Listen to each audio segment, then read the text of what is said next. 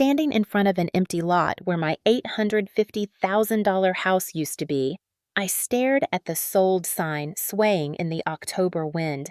My hands trembled as I dialed my brother Marcus. His laughter echoed through the phone before I could even speak. "Hey sis, welcome back from Singapore." "Oh, about the house. I cashed out while you were gone. Thanks for the easy payday."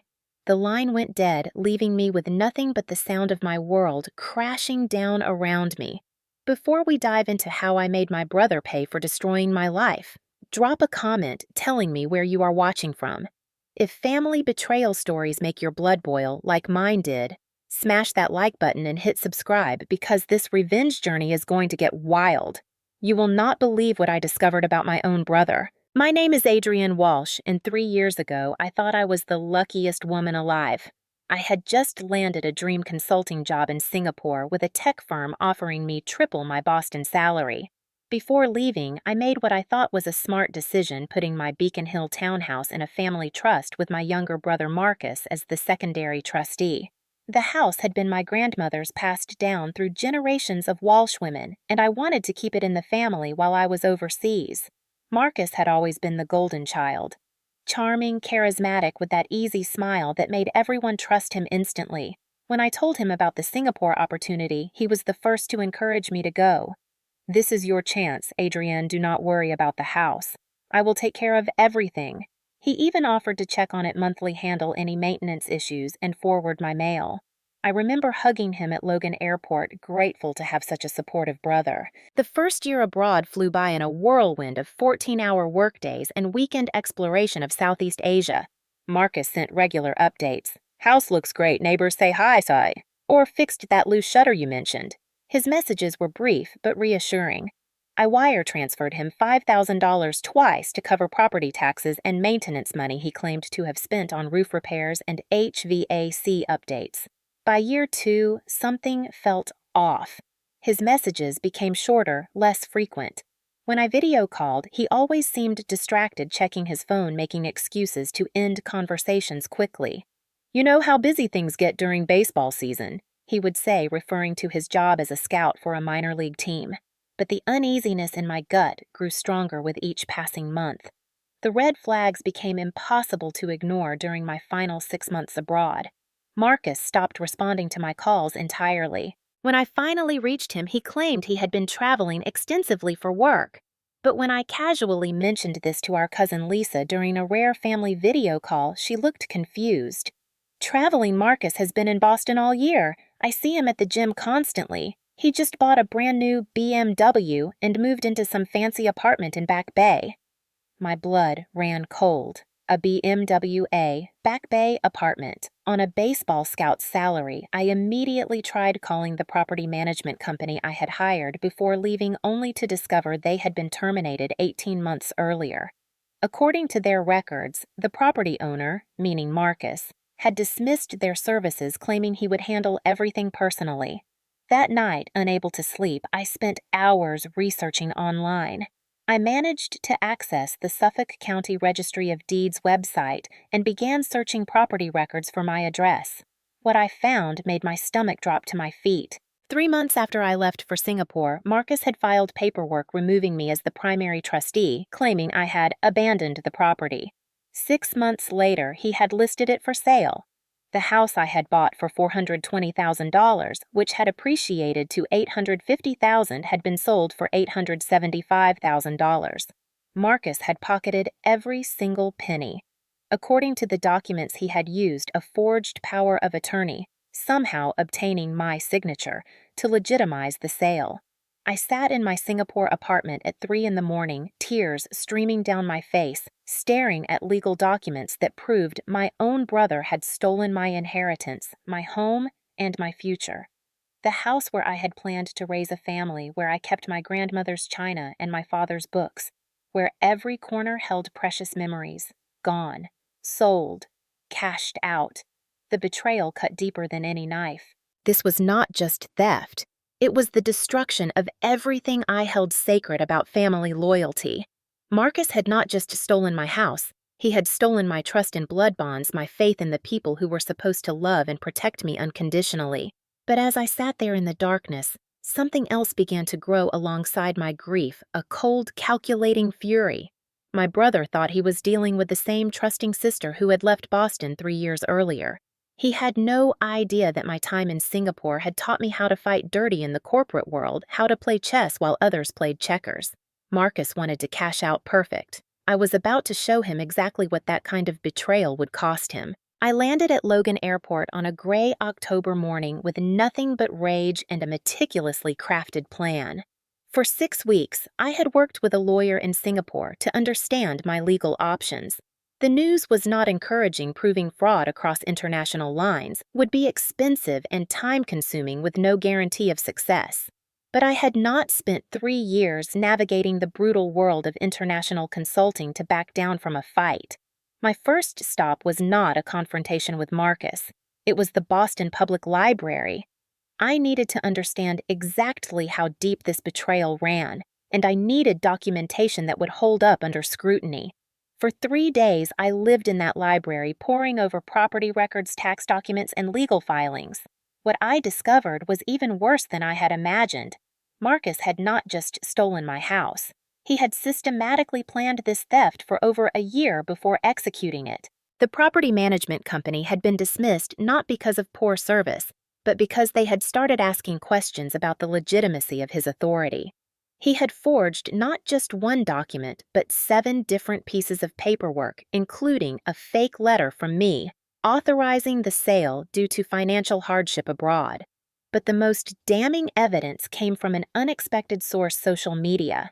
Marcus, in his arrogance, had documented his spending spree across Facebook and Instagram.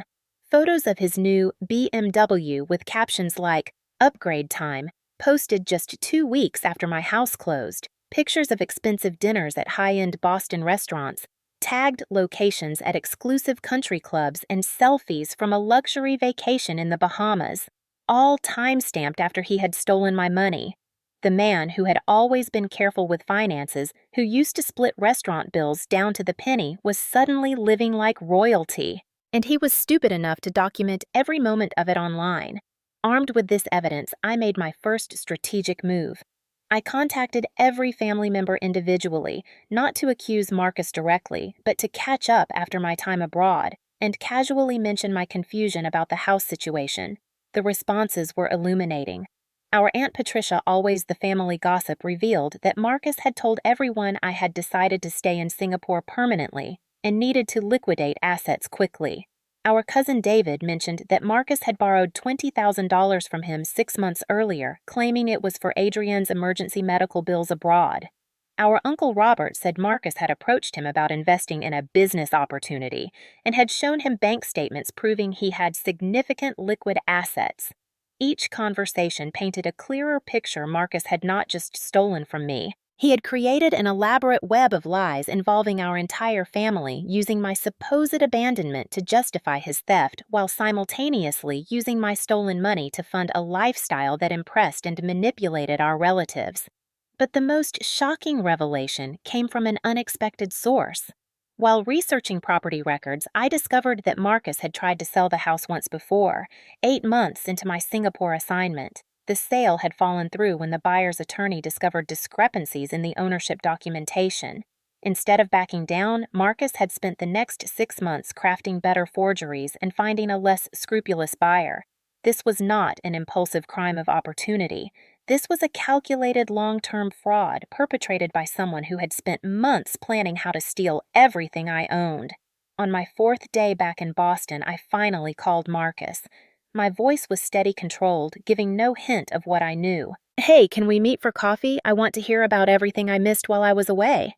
He suggested a trendy cafe in Back Bay, probably chosen to showcase his newfangled affluence. When I arrived, I barely recognized him. Designer clothes, expensive watch, perfectly styled hair. He looked like he had stepped out of a magazine. The boy who used to wear the same Red Sox jersey for 3 days straight had transformed into someone completely foreign. "Adrian, you look great." His smile was as warm and genuine as ever. "How was Singapore? I cannot wait to hear all about it." For 30 minutes, I let him lead the conversation. He talked about his promotion at work, his new apartment, his plans to maybe buy a little place on the Cape next summer. He asked perfunctory questions about my time abroad, but his attention kept drifting to his phone, to the attractive women walking past, to anything except the sister sitting across from him. Then, very casually, I dropped the bomb. "So I drove by the house yesterday. Imagine my surprise when I found an empty lot." The color drained from his face, but his smile never wavered. "Oh, right, I meant to call you about that. The market was so hot and you seemed so settled in Singapore. I thought it would be smart to cash out while prices were high.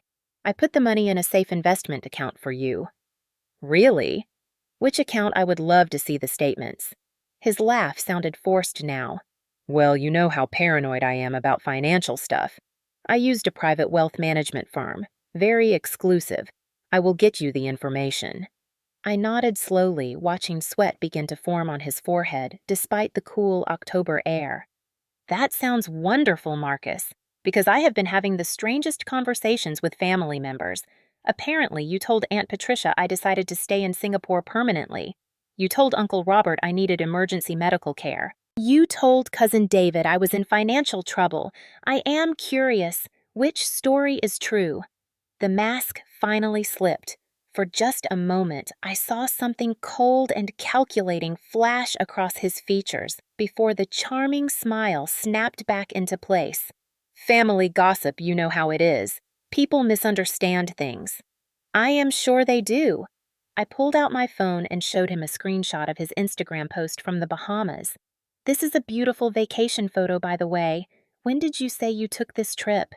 His hands began to shake as he stared at the evidence of his own stupidity. "Adrian, listen, I can explain everything." "I am sure you can." I stood up, leaving a $10 bill on the table. "In fact, I am looking forward to hearing your explanation. See, I have scheduled a family meeting for this Sunday. Everyone will be there. Mom, Aunt Patricia, Uncle Robert, Cousin David, everyone. I thought it would be nice to clear up all these mixed-up stories once and for all." As I walked away, I heard him calling my name. His voice finally stripped of its confident veneer, but I did not turn around. Phase 1 was complete. Now came the real work. The Walsh family gathering that Sunday resembled a war council more than a reunion. I had spent the previous 3 days carefully orchestrating every detail, reaching out to family members with precision timing and strategic information sharing. By the time everyone assembled in our cousin Lisa's spacious Brookline living room, the atmosphere was electric with tension and unasked questions. Marcus arrived 15 minutes late, probably hoping to find the room in casual conversation mode. Instead, he walked into complete silence. 12 family members sat in a rough circle, all eyes turning to him as he entered. His usual swagger was notably absent as he took the only remaining seat, directly across from me. "Thank you all for coming," I began, my voice steady and clear. "I know Sunday afternoons are precious family time, but we need to discuss something that affects all of us. Over the past week, I have discovered that someone has been using our family bonds to cover up serious crimes." I had prepared for this moment like a prosecuting attorney preparing for trial. In front of me lay a folder containing printed screenshots, legal documents, and a detailed timeline. But more importantly, I had spent hours on the phone with each family member carefully planting seeds of doubt about Marcus's recent wealth and conflicting stories. Aunt Patricia, never one to stay quiet for long, spoke first. "Adrian, honey, Marcus told us you had decided to make Singapore your permanent home. We were so sad to lose you, but he said you were thriving there and had found love." "Love?" I turned to Marcus, whose face had gone pale. "You told them I found love. That's interesting because you never asked me about my personal life during any of our conversations. What else did you tell them about my supposed new life?" Uncle Robert shifted uncomfortably in his chair. "He mentioned you had some medical issues that required expensive treatment. We were worried about you, but he said you were too proud to ask for help directly." "Medical issues?" My voice rose slightly, carefully calibrated to sound hurt rather than angry. "What kind of medical issues did he say I had?" The room erupted in uncomfortable murmurs as family members began sharing the different stories Marcus had told them. Each tale contradicted the others. I was staying in Singapore for love. I was staying for medical treatment. I had financial troubles. I was starting a business. I wanted to cut ties with America completely. Marcus sat frozen, watching his web of lies unravel in real time. When the voices died down, I opened my folder. "Here is what actually happened," I said, pulling out the property records. 3 months after I left for Singapore, Marcus used forged documents to remove me as primary trustee of my house. 6 months later, he sold it for $875,000 and kept every penny. The silence that followed was deafening. Then Aunt Patricia gasped. "Marcus, tell her that is not true!" Instead of denying it, Marcus tried a different approach. "Look, the house was just sitting there empty. The market was incredible. I thought I was doing Adrian a favor by maximizing the value." "A favor?" Cousin Lisa's voice was sharp. "You sold someone else's house without permission and kept the money. How is that a favor?" She seemed settled there. Marcus's composure was cracking. "She never talked about coming home. I thought—" "You thought what?" I interrupted. "That I had abandoned my inheritance. The house our grandmother left to the Walsh women, the house where I kept Dad's books and Grandma's china and every family photo we had. That hit home. Several family members had given me personal items to store in that house over the years. Aunt Patricia had left her wedding dress there. Uncle Robert had stored his military medals. Cousin David had boxes of childhood memorabilia in my basement. Where are our things, Marcus?" Aunt Patricia's voice was barely controlled fury. "Where is my wedding dress? Where are Robert's medals?" Marcus stammered. The buyers wanted the house cleared. I put everything in storage." "Which storage facility?" David demanded. I will find the paperwork." I pulled out my phone and showed them the Instagram photos. While he was supposedly caring for our family heirlooms, Marcus was taking luxury vacations. This photo is from the Bahamas, taken 2 weeks after the house sale closed. This one is from a 5-star resort in Napa Valley. Here he is at a Red Sox game in the premium box seats. The room temperature seemed to drop 10 degrees. Uncle Robert, a Vietnam veteran who had never raised his voice in my presence, stood up slowly. "Son, did you steal from your sister to fund your lifestyle?" "It is not stealing when family helps family," Marcus began weakly. "Helps!" Aunt Patricia was on her feet now. "You stole $875,000 and lied to all of us about it. You used our concern for Adrian to cover up your crimes. But I was not finished. The nuclear option was still coming." "There is more," I said quietly, and the room fell silent again. "Marcus, tell them about the $20,000 you borrowed from David for my supposed medical emergency." David's face went white. "You said Adrian was in the hospital and needed surgery." "Tell them about the business investment opportunity you pitched to Uncle Robert using bank statements that showed my stolen money as proof of your assets." Uncle Robert's jaw dropped. "The construction company investment, you said you had liquid capital." "Tell them about the emergency loan you asked Aunt Patricia for, claiming you needed to send money to me immediately for legal troubles." Aunt Patricia looked like she might faint. "I gave you $15,000. You said Adrian was in jail and needed bail money." The mathematics were brutal. Marcus had not just stolen my house money, he had used his fictional stories about me to extract additional money from our family members. By my count, he had defrauded us collectively for over $900,000. But the final revelation was the one that would destroy him completely. "The most interesting thing," I continued, my voice now ice cold, "is what I found when I traced where all this money went. Marcus, would you like to tell them about your gambling debts? Or should I explain how you owe $250,000 to some very dangerous people in Atlantic City?" The room erupted. Marcus had always been adamantly opposed to gambling, often lecturing family members about the evils of lottery tickets and casino visits. The idea that he had accumulated massive gambling debts while stealing from his own family was almost too shocking to process. "That is not—" Marcus started, but Uncle Robert cut him off. "Is that why you needed the money to pay off gambling debts?" Marcus's silence was answer enough. Cousin Lisa, who had remained quiet throughout the confrontation, finally spoke. "Marcus, I think you need to leave. Now." As he gathered his things with shaking hands, I delivered the final blow. "The family meeting was actually just the warm-up, Marcus. Tomorrow morning, I am filing criminal charges for fraud, forgery, and theft. I have already spoken with a prosecutor who specializes in financial crimes. Apparently, stealing over $800,000 using forged documents qualifies as a felony in Massachusetts. Who knew? Marcus paused at the door, his charming mask completely shattered. For a moment, I thought he might apologize, might show some remorse for destroying everything our family had built together. Instead, he looked me straight in the eye and said, "You always were a vindictive bitch, Adrienne. I should have known you would overreact to a simple business decision." The room exploded in outraged voices, but I remained perfectly calm.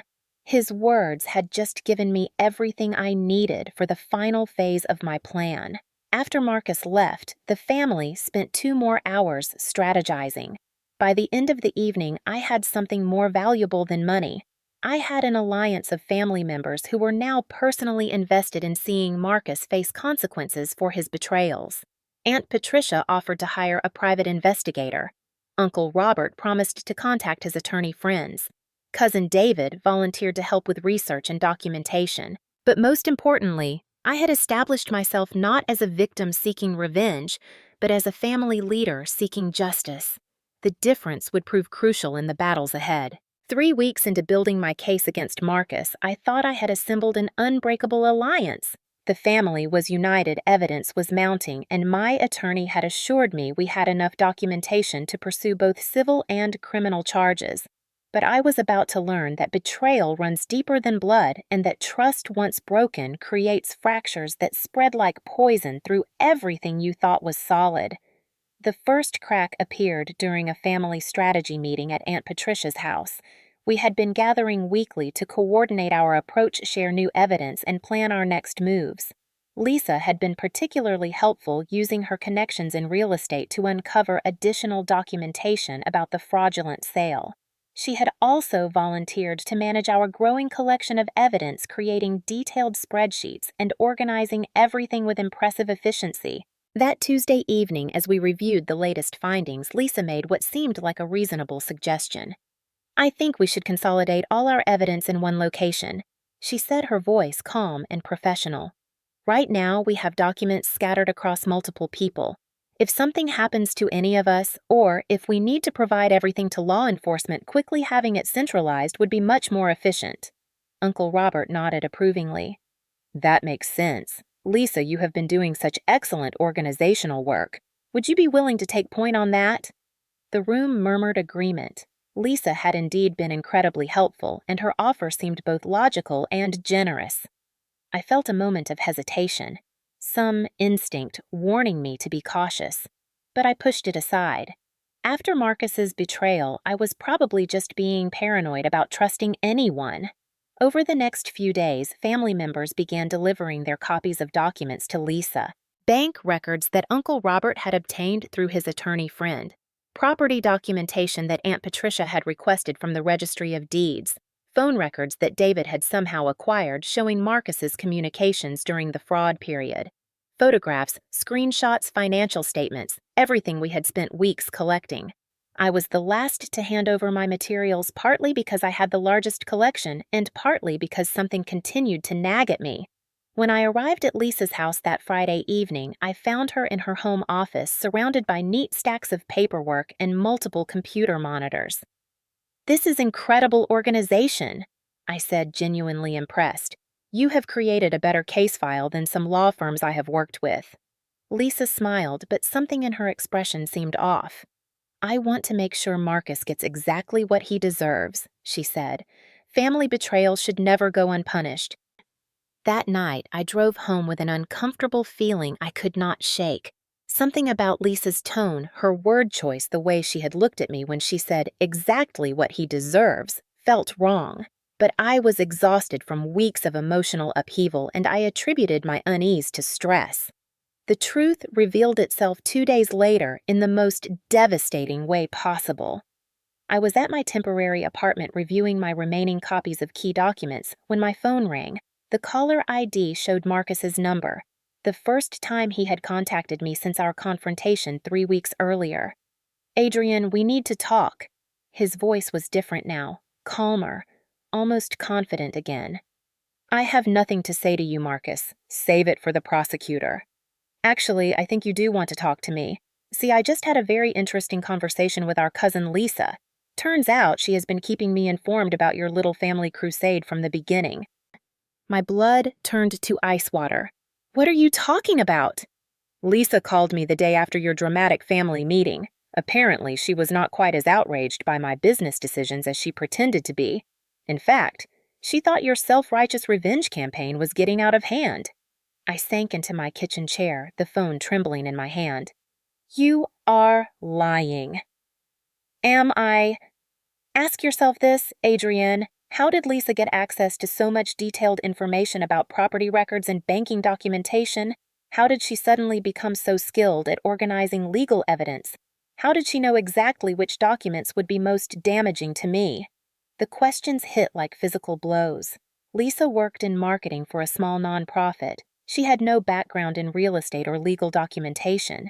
Yet she had been remarkably efficient at acquiring exactly the right paperwork, asking exactly the right questions, knowing exactly how to build a case. Lisa has been feeding me information about your strategy from day one. Marcus continued, his voice gaining strength. Every document you collected, every plan you made, every conversation you had, I knew about all of it within hours. Did you really think I would just sit passively while you tried to destroy my life? Why would Lisa... I started, but even as I asked, the answer was becoming horribly clear. Because I offered her something you could not, a partnership. See, Lisa has always been the poor cousin watching everyone else in the family succeed while she struggled with student loans and credit card debt. When I offered to split the house money with her in exchange for sabotaging your little investigation, she jumped at the chance. The room was spinning. Everything we had built, every strategy we had developed, every piece of evidence we had gathered, Marcus had known about all of it. Worse, he had been actively working to counter our moves while we thought we were closing in on him. Lisa is delivering all your evidence to me tomorrow, Marcus said, and I could hear the smile in his voice. Bank records, property documents, phone logs.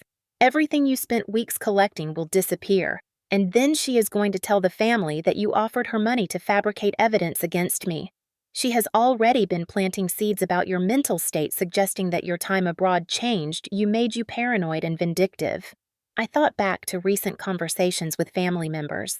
Subtle comments about how I seemed different since returning from Singapore. Questions about whether I was adjusting well to being back. Gentle suggestions that maybe I was overreacting to the situation with Marcus.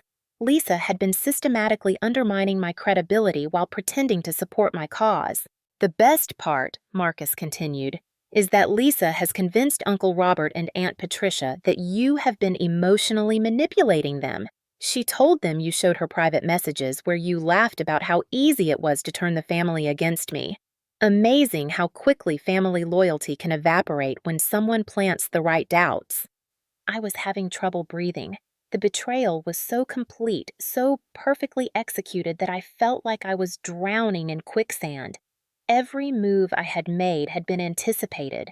Every trust I had built had been poisoned. Every alliance I had forged had been corrupted from within.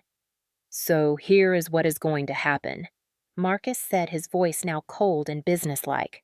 You are going to drop all charges, apologize to the family for lying about me, and quietly disappear back to Singapore or wherever else you want to go. In return, I will not pursue harassment charges against you for this campaign of lies and manipulation. The line went quiet, except for my ragged breathing. Marcus was giving me time to absorb the completeness of my defeat.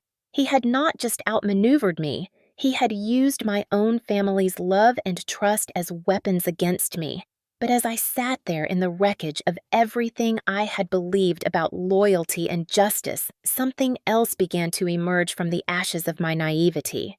Marcus thought he had won by corrupting Lisa and turning my family against me.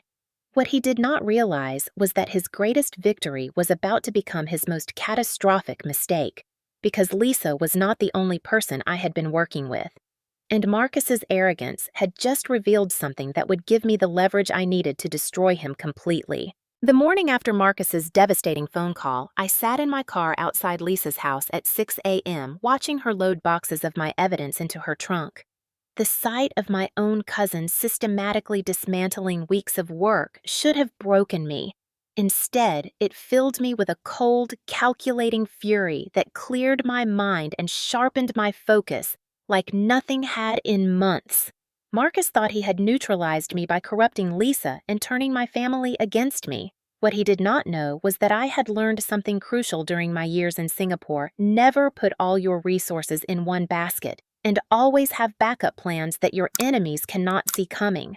While my family had been organizing their emotional response to Marcus's betrayal, I had been quietly building a parallel investigation with someone Marcus had forgotten existed: Jennifer Martinez, my former neighbor from Beacon Hill. Jennifer was a forensic accountant who specialized in financial fraud cases for the FBI, and she had been the person who originally recommended putting the house in a family trust to protect it during my absence. When I first discovered Marcus's theft, Jennifer had been my first phone call, not for emotional support, but for professional guidance. While my family was focusing on the obvious fraud and forgery charges, Jennifer had been conducting a much deeper investigation into Marcus's financial activities. What she found was far more damaging than stolen house money and gambling debts. The morning Lisa betrayed us, I called Jennifer from my car. "It is time," I said simply. "Are you sure?" Jennifer's voice was crisp and professional. "Once we trigger this investigation, there is no going back. Your brother will not just face theft charges, he will be looking at federal time for money laundering and tax evasion." "I am sure. He just made this personal in a way that changes everything." "All right, give me 2 hours to finalize the paperwork, then meet me at the federal building. And Adrienne, bring everything you have left. We are going to need it." While Lisa was delivering my family's evidence to Marcus, I was walking into the FBI's Financial Crimes Division with documentation that made our amateur investigation look like child's play. Jennifer had spent 3 weeks tracing Marcus's money movements through multiple banks and investment accounts. What she discovered was a sophisticated operation that went far beyond stealing one house. "Your brother has been running a real estate fraud scheme for at least 2 years. Jennifer explained as we sat in a sterile conference room with Agent Sarah Kim, the lead investigator on white-collar crimes. "Your house was not his first victim. It was his biggest score to date." The evidence spread across the table told a story of systematic criminal behavior. Marcus had identified at least 6 other properties whose owners were temporarily absent. Military deployments extended business travel, family emergencies. Using variations of the same forged document techniques he had perfected on my house, he had managed to fraudulently sell or refinance 4 other properties, stealing over $1.2 million in total. "The gambling debts were just the beginning," Agent Kim explained. "He has been using the stolen money to fund what appears to be a larger real estate investment scheme. Shell companies, fake partnerships, fraudulent loan applications. This goes way beyond sibling rivalry." But the evidence that would ultimately destroy Marcus came from an unexpected source: his own arrogance. In his rush to enjoy his stolen wealth, he had made classic money laundering mistakes: expensive purchases with cash, luxury items bought immediately after property sales, and most damaging of all, tax returns that reported income far below his actual spending. "The IRS flagged him 6 months ago," Jennifer said, pointing to a thick folder of tax documentation. "They have been building their own case parallel to ours. When we combine the fraud charges with tax evasion, he is looking at 15 to 20 years in federal prison." The scope of Marcus's criminal enterprise was staggering, but what sealed his fate was something much simpler: his own words. During his gloating phone call to me the night before, he had inadvertently confessed to multiple felonies. What he did not know was that I had recorded the entire conversation. Under Massachusetts law, only one party needs to consent to recording a phone conversation. Marcus's detailed description of bribing Lisa, his admission of systematic fraud, and his explicit threats against me were all captured in high-quality digital audio. "This recording alone would be enough to convict him," Agent Kim said after listening to the playback. "But combined with the financial evidence and the IRS investigation, this becomes one of the most clear-cut fraud cases I have seen in years." As we finalized the federal criminal complaint, I felt something I had not experienced since discovering the theft: genuine hope. Not for revenge or personal satisfaction, but for actual justice. Marcus had not just stolen from me.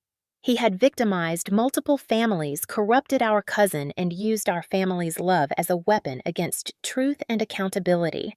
The federal investigation moved with impressive speed. While Lisa was presumably celebrating her successful betrayal and Marcus was enjoying his apparent victory, FBI agents were obtaining warrants for his bank accounts, his phone records, and his current residence. The new BMW,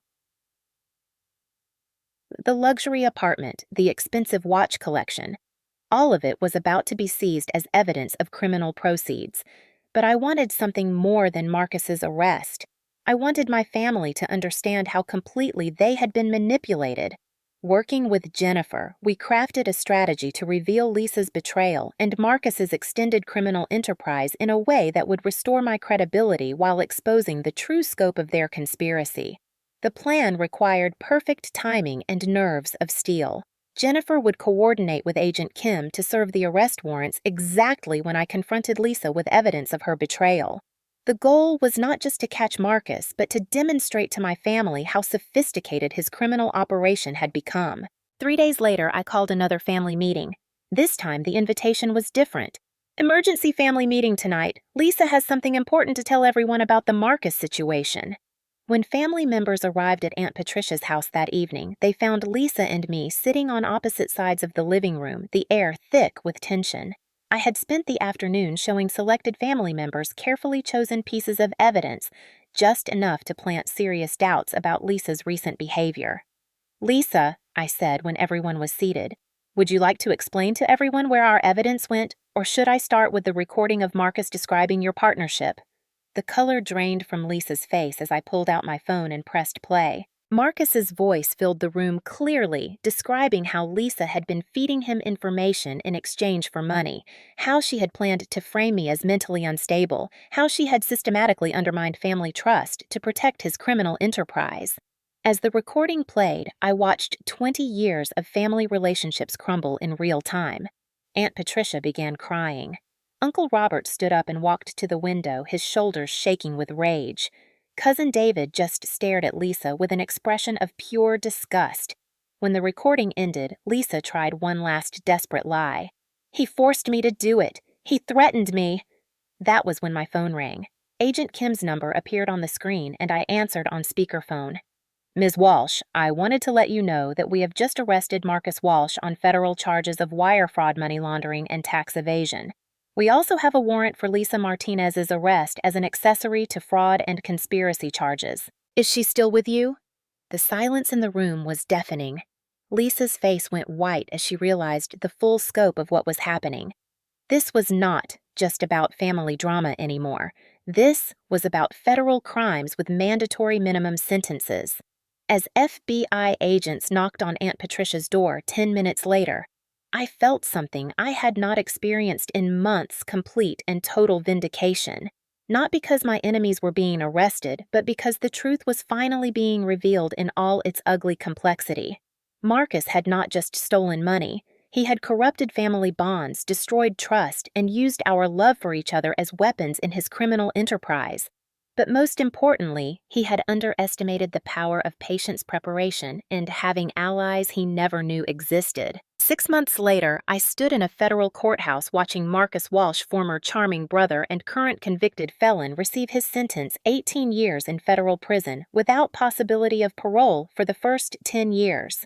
The judge's words echoed through the courtroom as he described the systematic nature of Marcus's crimes, the multiple families he had destroyed, and the complete lack of remorse he had shown throughout the legal proceedings.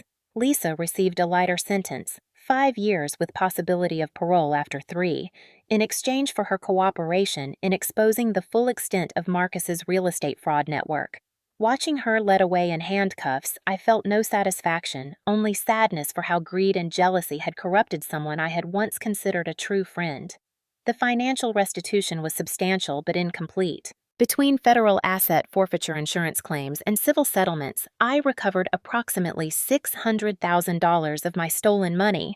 Marcus had spent the rest on gambling luxury purchases and funding his fraudulent investment schemes. The house itself was gone forever, sold to innocent buyers who had acted in good faith, but the empty lot where it once stood was no longer a symbol of loss. More importantly, I discovered that home was not a building or an address. Home was the people who stood by you when everything fell apart, who fought for truth, even when lies were more comfortable, who chose loyalty based on character rather than blood relations. The family that emerged from this crisis was smaller but infinitely stronger.